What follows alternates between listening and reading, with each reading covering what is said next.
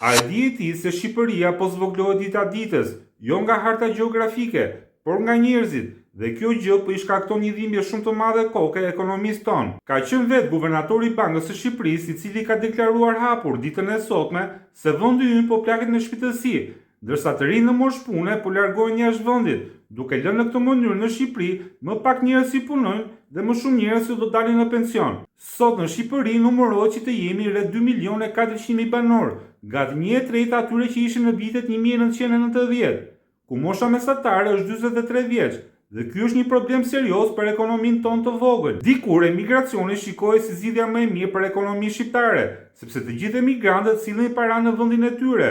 Por sot ekonomia ka një problem, sepse nuk po gjen punëtor, sepse gjithë rinia pas ka ikur. Dhe pyetja e madhe që po më lind tani është, a do të zgjohemi tani, apo do të zgjohemi kur të jetë shumë vonë, dhe s'do ketë askush që ta mbajë ekonominë në këmbë. Kaq ishte kjo video për sot, e cila u mundësua nga Pizza Max, shihemi prapë nesër.